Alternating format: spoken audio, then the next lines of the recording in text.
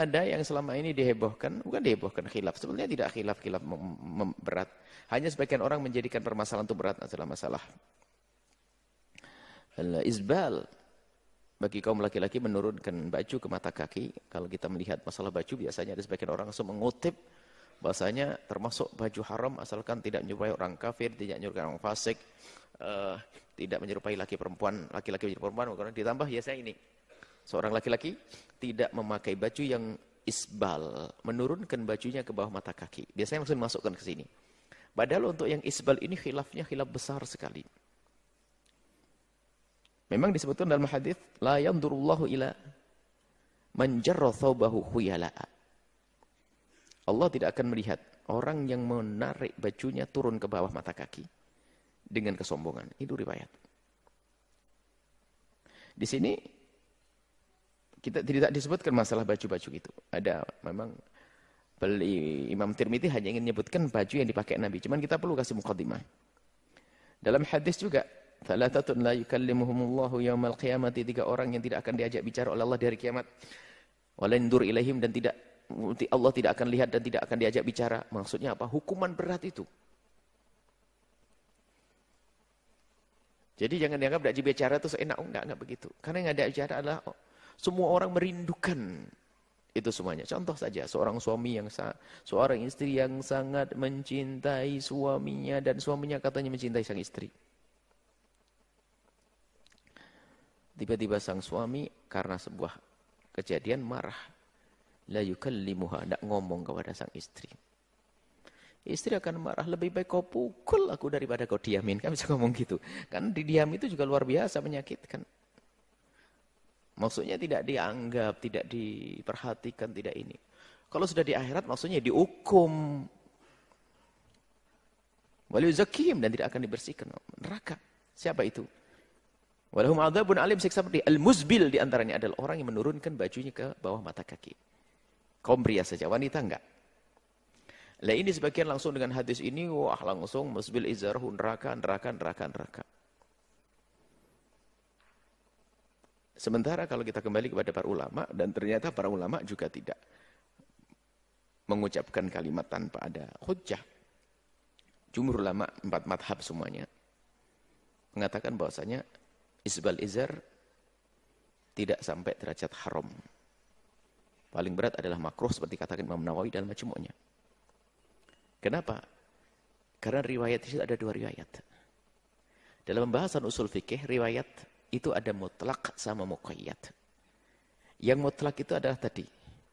Innallaha la yanzur.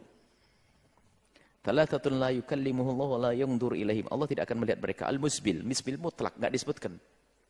Musbilnya karena apa? Enggak disebutkan. Namanya mutlak. Jadi ada riwayat mutlak. Riwayat mutlak itu hanya menyebutkan bahasanya yang menurunkan bajunya adalah neraka. Menurunkan bajunya adalah neraka. Itu mutlak. Enggak ada rambu-rambu, enggak ada aturannya. Sementara ada riwayat yang sangat jelas. Imam Bukhari beratkan. La yandurullah, Allah tidak akan melihat ila man jarra thawbahu khuyala'a, bagi siapapun yang menurunkan bajunya ada khuyala'a karena sombong. Dalam kaidah pemahaman ulama usul fikih, jika ada nas mutlak sama muqayyad, maka mutlaknya itu dibawa kepada hukum muqayyad.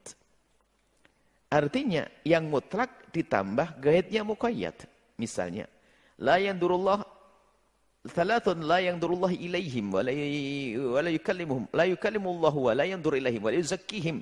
Al-musbil. Al-musbil ini kan mutlak. Tapi di hadis lain ada musbil khuyala karena sombong.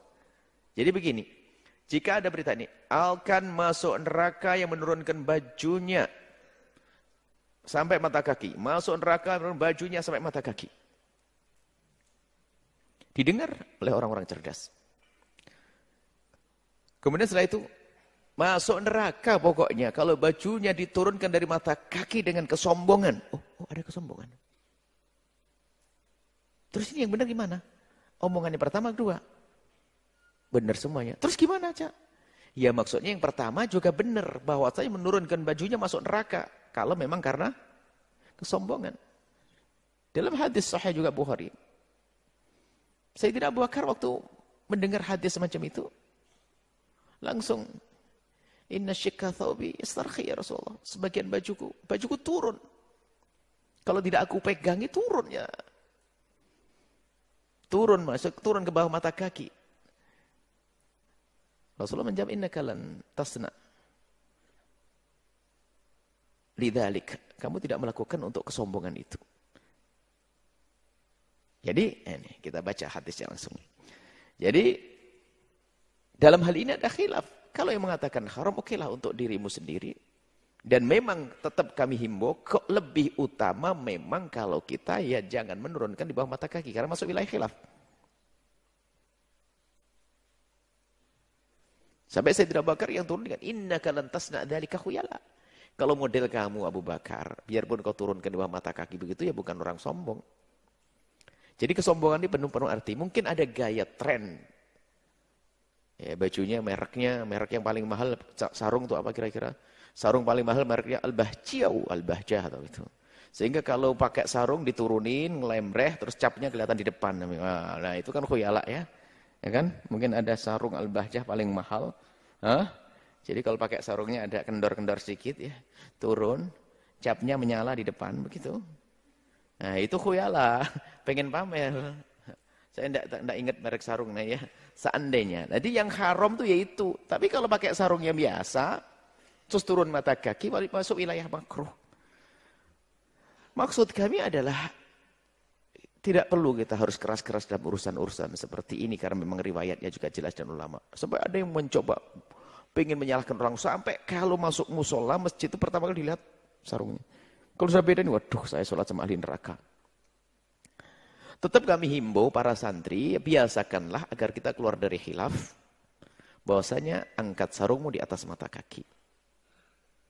Angkat sarungmu. Kalau ternyata bajunya baru, gamisnya belum dipotong turun mata kaki, ya bukan suatu yang haram, masuk wilayah makruh. Jadi seperti itu. Ini masalah isbal.